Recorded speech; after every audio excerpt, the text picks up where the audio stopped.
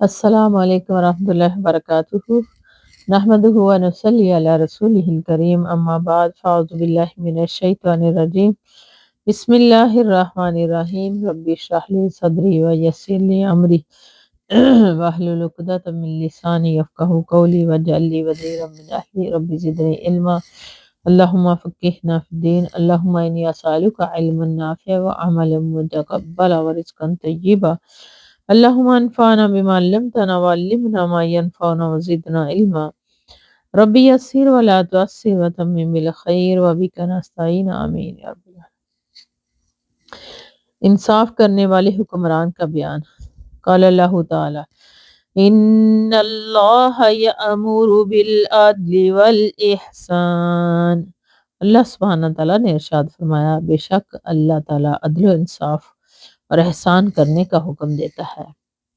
وقال اللہ تعالی وَأَقْسِطُوا إِنَّ اللَّهَ يُحِبُّ الْمُقْسِطِينَ۔ اور نیز اللہ سبحانہ تعالیٰ نے ارشاد فرمایا، اور تم انصاف کرو، یقیناً اللہ تعالیٰ انصاف کرنے والوں کو پسند فرماتا ہے۔ حضرت ابو ہریرہ رضی اللہ تعالیٰ عنہ سے روایت ہے کہ نبی اکرم صلی اللہ علیہ وآلہ وسلم نے فرمایا کہ 7 آدمی ہیں جنہیں اللہ تعالیٰ اس دن اپنے سائے میں جگہ دے گا جس دن اس کے سائے کے علاوہ کوئی سایہ نہیں ہوگا، انصاف کرنے والا حکمران، اور وہ نوجوان جو اللہ کی عبادت میں پروان چڑھے، اور وہ آدمی جس کا دل مسجدوں میں اٹکا رہتا ہے، اور وہ 2 آدمی جو اللہ کی رضا کی خاطر ایک دوسرے سے محبت کرتے ہیں، اسی کی وجہ سے باہم جمع ہوتے ہیں اور اسی پر ایک دوسرے سے جدا ہوتے ہیں۔ اور وہ آدمی جسے معزز اور خوبصورت خوبرو عورت دعوت گناہ سے دے اور وہ کہہ دے کہ میں اللہ سے ڈرتا ہوں، اور وہ آدمی جو اس طرح خفیہ صدقہ دے کہ اس کے بائیں ہاتھ کو بھی یہ علم نہ ہو کہ اس دائیں ہاتھ نے کیا خرچ کیا ہے، وہ آدمی جو تنہائی میں اللہ کو یاد کرے اور اس کی آنکھوں سے اس کے خوف سے آنسو روا ہو جائے۔ رواہ البخاری و مسلم۔ فائدہ، یہ روایت اس سے قبل باب فضل حب فی اللہ تعالی حدیث میں گزر چکی، یہاں باب کی مناسبت سے امام عادل کی فضیلت اس بات میں دوبارہ لائے ہیں۔ مزید تفصیل کے لیے حضرت عبداللہ بن عمر عاص رضی اللہ تعالیٰ عنہ سے روایت ہے کہ رسول اللہ صلی اللہ علیہ وسلم نے فرمایا، بے شک انصاف کرنے والے اللہ کے پاس نور کے ممبروں پر ہوں گے، یعنی وہ لوگ جو اپنے حکم میں اپنے گھر والوں کے بارے میں اور ان کاموں میں جو ان کے سپرد ہیں انصاف کا اہتمام کرتے ہیں۔ رواہ المسلم۔ فائدہ، نور کے ممبر کس طرح ہوں گے اس کی اصل حقیقت سے گو ہم واقف نہیں ہیں، تاہم اس کی حقیقت پر ایمان رکھنا ضروری ہے، اور یہ لوگ یقیناً عرش یا رحمت اللہ کے سائے تلے ہوں گے، جبکہ لوگ پسینے میں ڈوبے ہوئے ہوں گے۔ اس میں سے عدل و انصاف کی فضیلت اور انصاف کرنے والوں کا مرتبہ بیان کیا گیا۔ حضرت عوف بن مالک رضی اللہ تعالیٰ سے روایت ہے کہ میں نے رسول اللہ صلی اللہ علیہ وسلم کو فرماتے ہوئے سنا کہ تمہارے بہترین حکمران وہ ہیں جن سے تم محبت کرو اور وہ تم سے محبت کریں، تم ان کے حق میں دعا خیر کرو اور وہ تمہارے حق میں دعا خیر کریں، اور تمہارے بدترین حکمران وہ ہیں جنہیں تم ناپسند کرو اور وہ تمہیں ناپسند کریں، تم ان پر لعنت کرو اور وہ تم پر لعنت کرے۔ راوی بیان کرتا ہے کہ ہم نے کہا، ہے اللہ کے رسول صلی اللہ علیہ وسلم، کیا ہم ان کی بیعت توڑ کر ان کے خلاف بغاوت نہ کریں؟ آپ صلی اللہ علیہ وسلم نے فرمایا، نہیں، جب تک وہ تمہارے اندر نماز قائم کرتے رہیں، نہیں، جب تک وہ تمہارے اندر نماز قائم کرتے رہیں، نہیں، جب تک وہ تمہارے اندر نماز قائم کرتے رہیں۔ رواہ المسلم۔ تصلون علیہم، ان کے معنی ہے ان کے حق میں تم دعا کرو۔ فائد نمبر 1، ان میں دونوں قسم کے حکمرانوں کی نشاندہی کر دی گئی۔ ان میں وہ حکمران جو عوام کی خیر خواہی اور انہیں عدل انصاف مہیا کرنے والے ہیں، یہ بہترین حکمران ہیں، ان کے لیے عوام دعائیں کرتی ہیں اور یہ عوام کے لیے دعائیں کرتی ہیں، اور دوسرے بدترین حکمران جنہیں صرف اپنے اقتدار اور مفادات سے غرض ہوتی ہے، عوام کو عدل انصاف مہیا کرنے اور ان کی مشکلات حل کرنے سے انہیں کوئی دلچسپی نہیں ہوتی، سب لوگ ان پر لعنت کر بیچتے ہیں۔ ان میں بھی حکمرانوں کو دراصل عدل و انصاف کرنے کی ترغیب دی گئی ہے، کیونکہ عند اللہ و عند الناس محبوب بننے کا یہی طریقہ ہے۔ نمبر 2، ظالم حکمران بھی جب کفر صریح کا ارتکاب نہ کریں اور شعائر اسلام بالخصوص نماز کی پابندی کریں، ان کے خلاف خروج و بغاوت کی اجازت نہیں، کیونکہ بغاوت میں فائدہ محوم ہے جبکہ نقصان بہت زیادہ ہے۔ حضرت عیاض بن حمار رضی اللہ تعالیٰ عنہ سے روایت ہے کہ میں نے رسول اللہ صلی اللہ علیہ وسلم کو فرماتے ہوئے سنا کہ 3 قسم کے لوگ جنتی ہیں۔ ایک وہ حکمران جو انصاف کرنے والا اور اعمال خیر کی توفیق سے بہرہوار ہے۔ دوسرا وہ آدمی جو ہر مسلمان اور رشتہ دار کے لیے مہربان ہے اور نرم دل ہے۔ تیسرا مانگنے سے گریزاں وہ شخص جو عیال دار ہونے کے باوجود سوال سے بچنے والا ہے۔ رواہ مسلم۔ فائدہ، یہ تینوں مذکورہ صفات اہل ایمان کی خاص صفات ہیں جو ایک مومن کو جنت میں لے جانے کا باعث ہیں۔ ہر مومن کو ان صفات حسنہ سے آراستہ ہونے کی کوشش کرنی چاہیے۔ بے شک جائز کاموں میں حکمرانوں کی اطاعت کی ضروری ہونا اور ناجائز کاموں میں ان کی اطاعت کے حرام ہونے کا بیان۔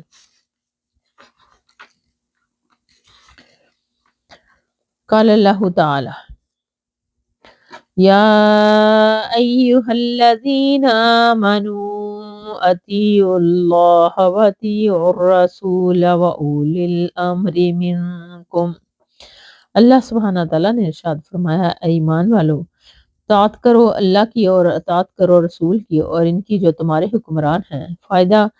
آیت اللہ اور رسول دونوں کے ساتھ لفظ اطاعت کے ذکر سے اس بات کی طرف اشارہ کرنا مقصود ہے کہ ان دونوں کی اطاعت مستقل بالذات ہے، جس کا مفاد یہ ہے کہ کتاب اللہ اور سنت رسول صلی اللہ علیہ وسلم پر عمل کرنا واجب ہے۔ جب حکمرانوں کی اطاعت مستقل نہیں بلکہ اللہ تعالیٰ اور رسول کی تابع ہے، رسول صلی اللہ علیہ وسلم کی تابع ہے، اس لیے ان کے جو حکم قرآن و سنت کے موافق ہوگا ان میں ان کی اطاعت لازم، اور جو حکم ان کے مخالف ہوگا ان کی اطاعت غیر لازم ہوگی، جیسا کہ امام نووی رحمہ اللہ نے باب باندھا ہے۔ حضرت ابن عمر رضی اللہ عنہ سے روایت ہے کہ نبی اکرم صلی اللہ علیہ وسلم نے فرمایا کہ مسلمان مرد پر اپنے مسلمان حکمران کی بات سننا اور ماننا فرض ہے، وہ بات اسے پسند ہو یا ناپسند ہو، مگر یہ کہ اسے گناہ کرنے کا حکم دیا جائے۔ چنانچہ جب اسے اللہ کی نافرمانی کا حکم دیا جائے تو پھر اس پر سننا اور نہ ماننا فرض نہیں بلکہ انکار کرنا ضروری ہے۔ رواہ البخاری و مسلم۔ فائدہ، اس میں مسلمانوں کے لیے مسلم حکمرانوں کی اطاعت کی حدود واضح کر دی گئی۔ مسلم حکمرانوں کی عزت اسی میں ہے کہ وہ اللہ اور اس کے رسول کے حکموں سے انحراف نہ کریں، ورنہ وہ اخروی عذاب کے علاوہ دنیاوی ذلت سے بھی محفوظ نہیں رہیں گے۔ حضرت ابن عمر رضی اللہ تعالیٰ سے روایت ہے کہ جب ہم رسول اللہ صلی اللہ علیہ وسلم سے اس بات پر بیعت کرتے تھے کہ ہم آپ کی بات سنیں گے اور مانیں گے، تو آپ صلی اللہ علیہ وسلم فرماتے تھے کہ ان چیزوں میں جن جن کی تم طاقت رکھتے ہو، اور بخاری و مسلم۔ فائدہ نمبر 1، اس سے معلوم ہوا کہ مسلم حکمران کی اطاعت کے لیے جہاں سے یہ ضروری ہے کہ اس کا حکم اللہ تعالیٰ اور اس کے رسول کے مخالف نہ ہو، وہاں بھی ضروری ہے کہ وہ عوام کی طاقت سے بالا نہ ہو۔ اگر ایسا ہو تو اس کی اطاعت بھی ضروری نہیں ہوگی۔ نمبر 2، اس میں حکمرانوں کو تنبیہ ہے کہ وہ عوام کو ایسی مشقت میں نہ ڈالیں کہ جس کا اٹھانا ان کے لیے مشکل ہو، جیسے فی زمانہ ناروا قسم کے ٹیکس اور بوجھ ڈالے جا رہے ہیں اور پابندیاں عائد کی جا رہی ہیں۔ حضرت ابن عمر رضی اللہ تعالیٰ عنہ سے روایت ہے کہ میں نے رسول اللہ صلی اللہ علیہ وسلم کو فرماتے ہوئے سنا کہ جس نے حکمران کی جائز کاموں میں اطاعت سے ہاتھ اٹھا لیا تو وہ اللہ تعالیٰ سے قیامت کے روز اس حال میں ملے گا کہ اس کے پاس کوئی دلیل نہیں ہوگی، اور جو شخص اس حال میں فوت ہوا کہ اس کی گردن میں سے کسی کی بیعت نہیں اور وہ جاہلیت کی موت مرا۔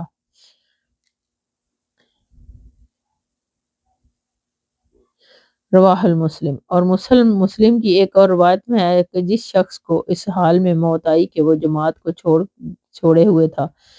اور وہ جاہلیت کی موت مرا۔ المیتہ میم کے نیچے زیر ہے۔ فائدہ نمبر 1، اس حدیث میں بھی مسلمان حکمران کی اطاعت کو لازم اور اس کی بیعت اطاعت سے گریز اور انحراف کو کفر و دلال سے تعبیر کیا گیا ہے۔ اسے جاہلیت کی موت اس لیے فرمایا کہ اسلام سے قبل ایک امیر کی اطاعت کا کوئی تصور نہیں تھا، بلکہ اس میں وہ اپنی عار اور ذلت محسوس کرتے تھے۔ اسلام نے استضعاف الملوکی کا خاتمہ کر کے انہیں نظم و ضبط کا پابند بنایا اور اطاعت امیر کی تاکید کی، اور تاہم اس میں جس امیر کی بیعت اور اطاعت کو ضروری اس سے خروج و بغاوت کو جاہلیت قرار دیا گیا، اس سے صاحب امر اختیار امیر یعنی حکمران اور بادشاہ وقت مراد ہے، مسلمانوں کی محدود جماعتوں کے بے اختیار امیر مراد نہیں، کیونکہ ان کی اطاعت سے ملکی استحکام وابستہ ہے، نہ ان کی عدم اطاعت سے نظم و مملکت میں کوئی خلل واقع ہوتا ہے۔ اس لیے ان کی بیعت اطاعت سے انکار یا انحراف اتنا بڑا جرم نہیں کہ اسے کفر و دلال قرار دیا جا سکے، جبکہ حدیث میں اسے کفر دلال ہی کہا گیا ہے، جس سے یہی معلوم ہوتا ہے کہ امیر سے مراد مسلمانوں کا با اختیار حاکم ہے، نہ کہ تنظیمی معاملات کے امیر، اور جماعت سے مراد مسلمانوں کی جماعت ہے، نہ کہ مسلمانوں کا کوئی ایک گروہ یا دھڑا۔ نمبر 2، اپنے اپنے گروہ کی امیر یا صدر کے اطاعت بھی ضروری ہے، کیونکہ اس کے بغیر کسی گروہ میں نظم و ضبط قائم نہیں رہ سکتا۔ گویا اس نظم جماعت سے خروج کفر نہیں، جیسا کہ جماعت المسلمین اور اس کے امیر خروج کفر ہے۔ نیز بعض لوگ کسی نہ کسی پیر و مرشد کی بیعت کرنا ضروری سمجھتے، حالانکہ یہ بھی کوئی مسئلہ نہیں۔ حضرت انس رضی اللہ تعالیٰ عنہ سے روایت ہے کہ رسول اللہ صلی اللہ علیہ وسلم نے ارشاد فرمایا، حکمرانوں کی بات سنو اور اطاعت کرو، اگرچہ تم پر کسی حبشی غلام ہی کو حاکم مقرر کر دیا جائے، گویا کہ اس کا سر انگور ہے، یعنی انگور کی طرح چھوٹا سا ہے، جس سے انسان بڑا عجیب سا لگتا ہے۔ رواہ البخاری۔ فائدہ غلام کو، اور وہ بھی سیاہ فام اور چھوٹے سے سر کا ہو، کوئی بھی احترام نظر سے نہیں ہے دیکھتا، لیکن حدیث میں اس کی مثال دی گئی ہے، جس سے مقصود اطاعت امیر کی تاکید ہے، چاہے اس کا رنگ کیسا ہو اور کسی بھی جنس اور نسل سے تعلق رکھتا ہو،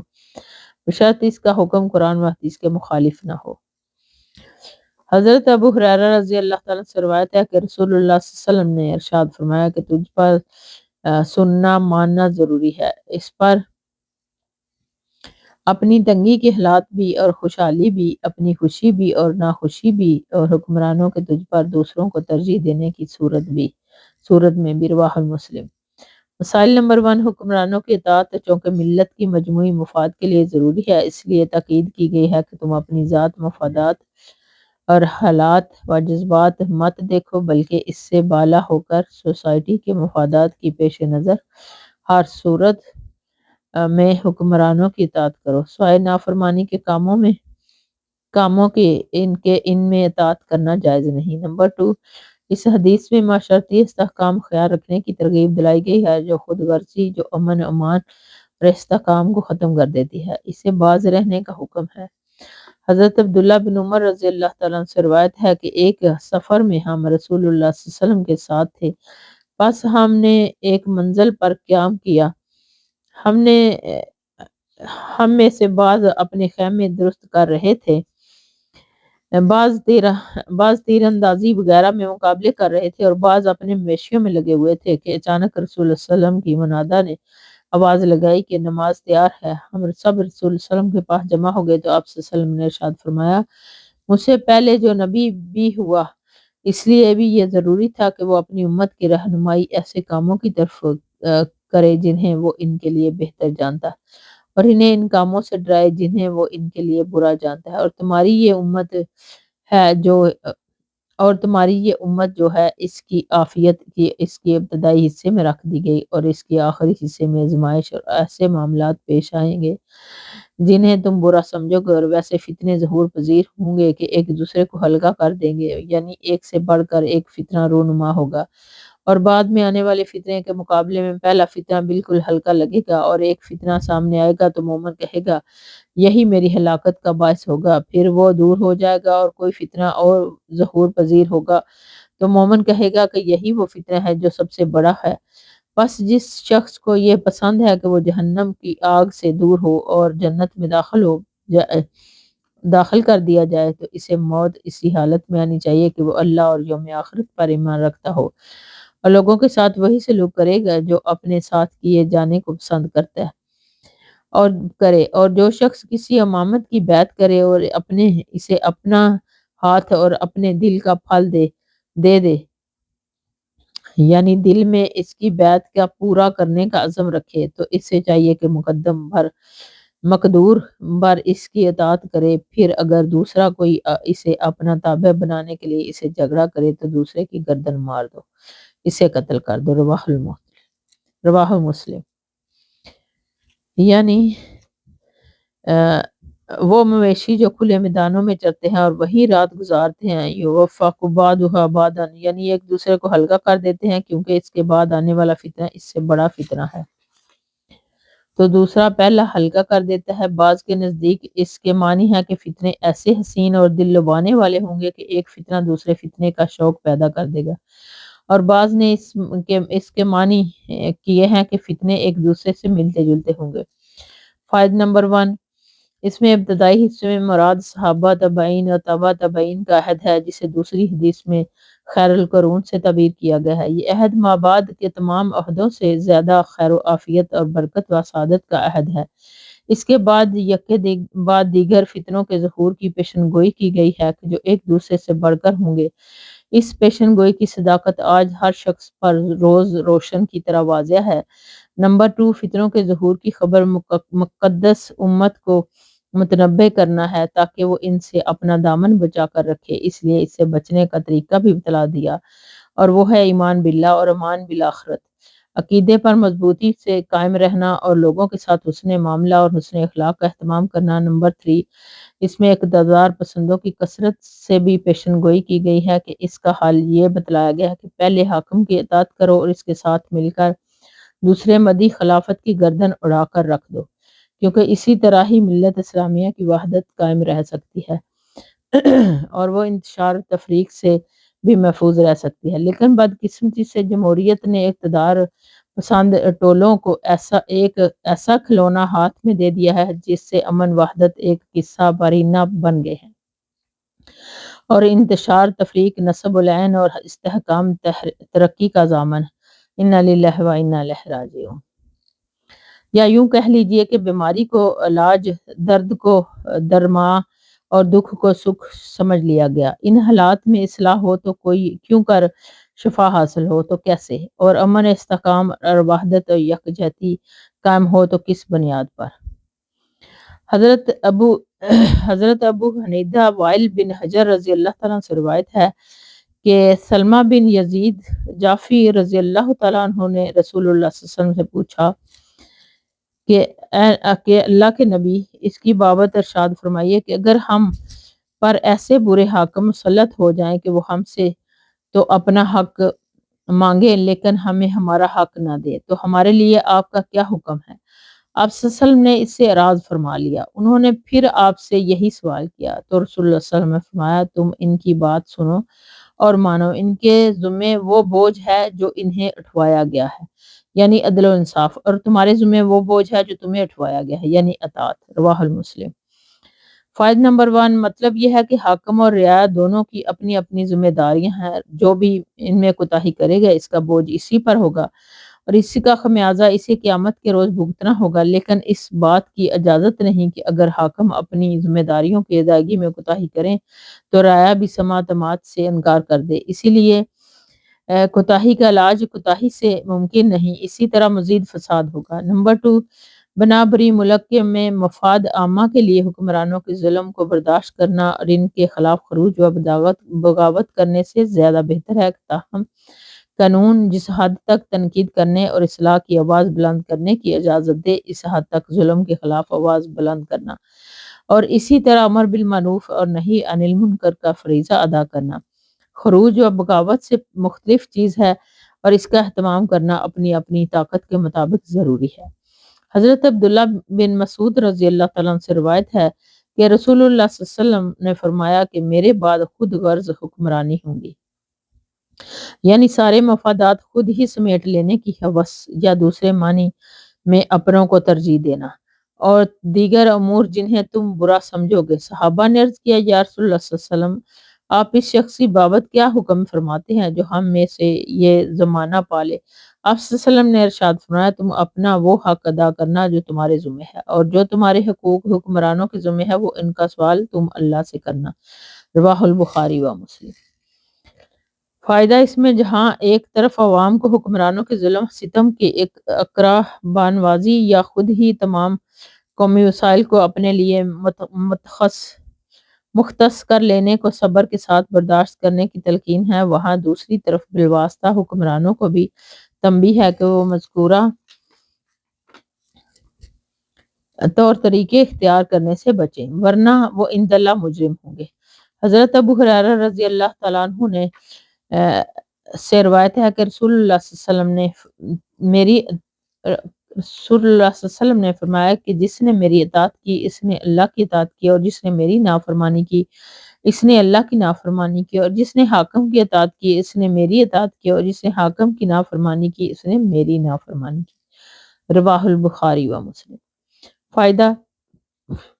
امیر یا حاکم سے مراد اپنے وقت کا مسلم حکمران، کسی صوبے کا گورنر، وزیر اعلیٰ اور کسی علاقے کا افسر مجاز ہے۔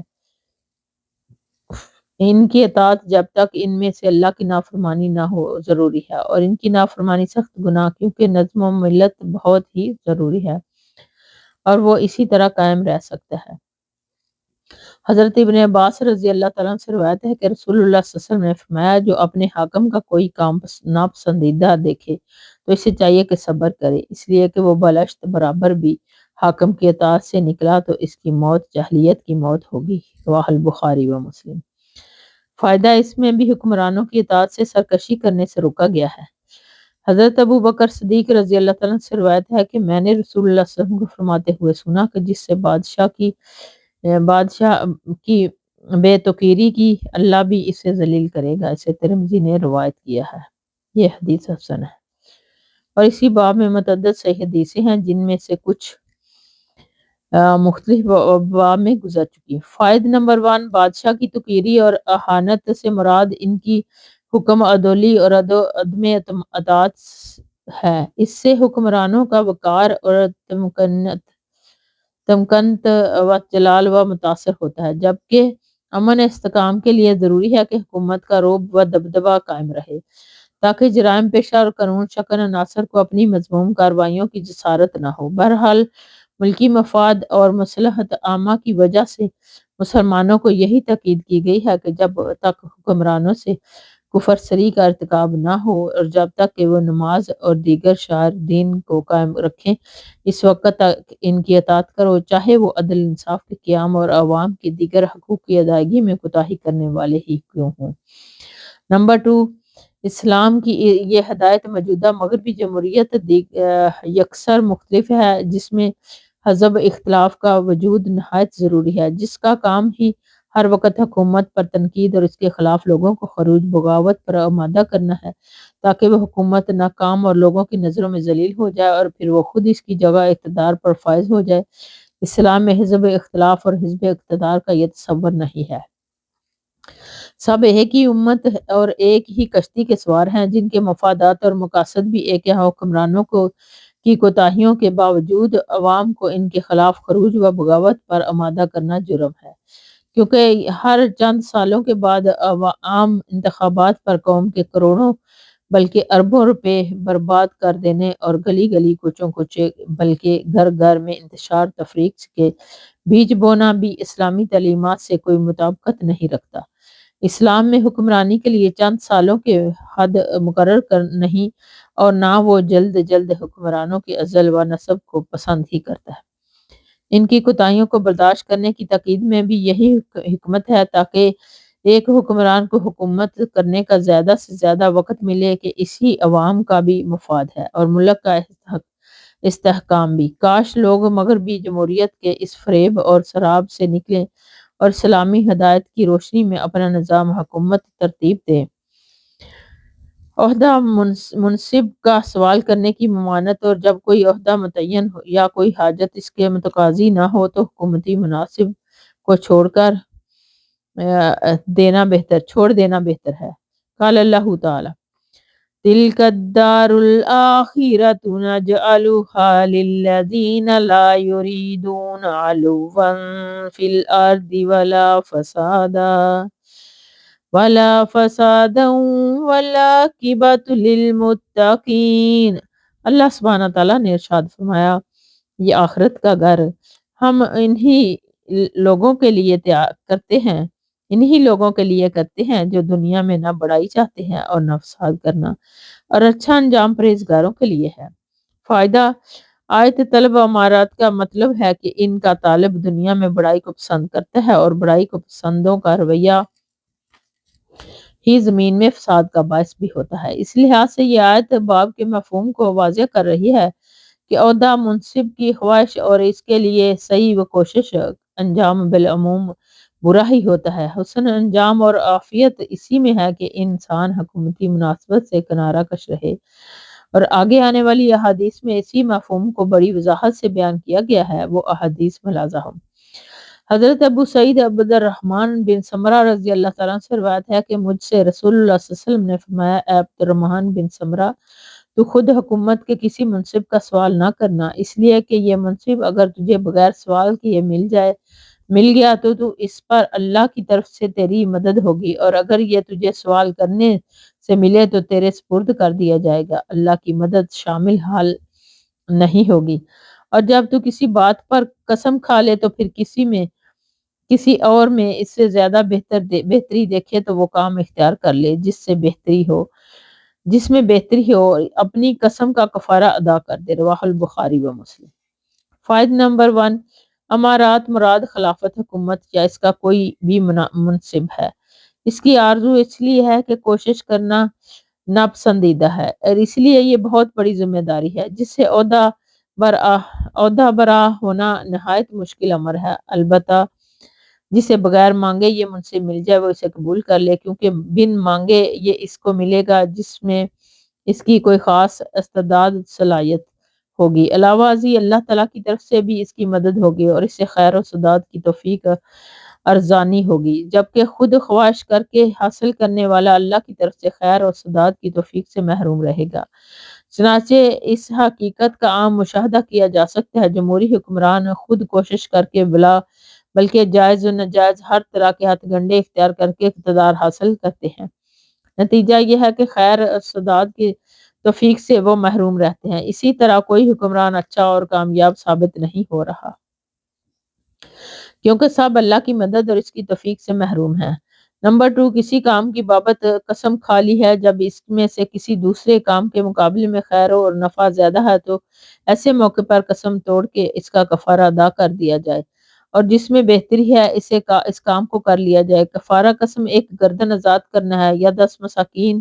کو اوسط درجے کا کھانا کھلانا ہے، یا انہیں لباس مہیا کرنا ہے۔ جو ان کی طاقت نہیں رکھتا وہ 3 دن کے روزے رکھے، یہ ان کا کفارہ ہے۔ حضرت ابو ذر رضی اللہ تعالیٰ عنہ سے روایت ہے کہ رسول اللہ صلی اللہ علیہ وسلم نے ارشاد فرمایا کہ ابو ذر، میں تجھے کمزور دیکھتا ہوں، اور میں تیرے لیے وہی پسند کرتا ہوں جو میں اپنے لیے پسند کرتا ہوں، اس لیے تیرے لیے میری نصیحت یہ ہے کہ تم وہ 2 آدمیوں پر بھی حاکم نہ بننا، اور نہ کسی یتیم کے مال کا نگران بننا۔ رواہ المسلم۔ نمبر 1، حضرت ابو ذر رضی اللہ تعالیٰ عنہ بڑے زاہد قسم کے صحابی تھے، دنیاوی معاملات میں زیادہ دلچسپی نہیں لیتے تھے۔ اسی اعتبار سے رسول صلی اللہ علیہ وسلم نے انہیں مذکورہ نصیحت فرمائی اور انہیں ان ذمہ داریوں میں کمزور قرار دیا، کیونکہ مذکورہ ذمہ داریاں وہی شخص صحیح معنوں میں ادا کر سکتا ہے جو دنیاوی معاملات میں دلچسپی لیتا ہے اور انہیں خوب سمجھتا ہے، نہ تو وہ جسے امور دینا دنیا سے نفرت ہو اور اس میں سے دور بھاگتا ہو۔ نمبر 2، اس میں عام لوگوں کی مصلحت اور ان کی مفادات اور اسی طرح یتیموں کے اموال کی حفاظت کا جذبہ بھی کار فرما ہے، کیونکہ ان معاملات میں کمزور آدمی سے انہیں نقصان پہنچنے کا خطرہ ہے، گویا کہ وہ خود نقصان پہنچانے کی نیت نہ رکھتا ہو۔ نمبر 3، اس حدیث سے یہ بھی معلوم ہوتا ہے کہ جو آدمی جس کام کے لائق ہو اسے وہی کام سونپنا چاہیے، دوسرا کام سونپنا درست نہیں۔ حضرت ابو ذر رضی اللہ عنہ سے روایت ہے کہ میں نے کہا، یا رسول اللہ صلی اللہ علیہ وسلم، کیا آپ مجھے کسی جگہ کا عامل، سرکاری عہدیدار نہیں بنا دیتے؟ آپ صلی اللہ علیہ وسلم نے اپنا ہاتھ میرے کندھے پر مارا اور فرمایا، اے ابو ذر، تو کمزور ہے، یہ منصب ایک اہم امانت ہے، یہ قیامت والے دن رسوائی اور ندامت کا باعث ہوگا، سوائے اس شخص کے جو اسے حق کے ساتھ اہلیت کی بنیاد پر حاصل کرے اور ان ذمہ داریوں کو پورا کرے، اور جو اس کی بابت اس پر عائد ہوتی ہے۔ رواہ مسلم۔ فائدہ، اس میں ان لوگوں کو سرکاری مناصب حاصل کرنے کی اجازت دی گئی ہے جن میں دو شرطیں موجود ہیں: ایک اس منصب کی اہلیت اور دوسری اس منصب کی ذمہ داریوں کی ادائیگی کے استعداد قوت۔ جیسے کوئی حکمران بنے تو عدل انصاف قائم کرنے اور اس کے تقاضوں کو بروئے کار لانے کی صلاحیت و قوت سے بہرہور ہو۔ مالیات کے شعبے کا انچارج بنے تو اس کی اہلیت اور اس کی ذمہ داریوں کی ادائیگی کے استعداد سے مالا مال ہو۔ گورنر یا کسی شعبے کا وزیر، مشیر یا کلرک وغیرہ جو بھی بنے، اس کی اہلیت بھی اس میں موجود ہو اور دیانت اور امانت اس کی ذمہ داری کو ادا کرنے کا جذبہ اور استعداد بھی ہو۔ اعلیٰ ھذا القیاس، کیونکہ یہ ایک بہت بڑی امانت ہے، مذکورہ شرطوں کے بغیر اسے حاصل کرنا ایک گناہ خیانت ہے جس کی سخت سزا قیامت کے روز اسے بھگتنی پڑے گی۔ اللہ محفوظنا منہم۔ حضرت ابو ہریرہ رضی اللہ تعالیٰ عنہ سے روایت ہے کہ رسول اللہ صلی اللہ علیہ وسلم نے فرمایا کہ تم یقیناً حکومت اور امانت کے حرص کرو گے، لیکن یاد رکھو یہ قیامت والے دن ندامت کا باعث ہوگی۔ رواہ البخاری۔ فائدہ، اس میں بھی امارات کی عظیم ذمہ داریوں کے حوالے سے ان لوگوں کو ڈرایا گیا ہے جو بغیر اہلیت کے اس کی خواہش کریں گے اور پھر اس میں کوتاہیوں کی وجہ سے عند اللہ مجرم قرار پائیں گے، اور اس لیے عافیت اس میں ہے کہ انسان حکومتی ذمہ داریوں سے دور ہی رہے، اور اگر اہلیت کی بنیاد پر اسے یہ منصب ملے تو وہ اس کے تقاضے بھی پوری دیانتداری سے ادا کرے تاکہ روز قیامت کی ندامت سے وہ محفوظ رہے۔ وآخر دعوانا ان الحمد للہ رب العالمین۔ سبحانک اللہم و بحمدک نشہد ان لا الہ الا انت سبحانک اللہم و بحمدک نشہد ان لا الہ الا انت استغفرک و نتوب الیک۔ السلام علیکم و رحمۃ اللہ وبرکاتہ۔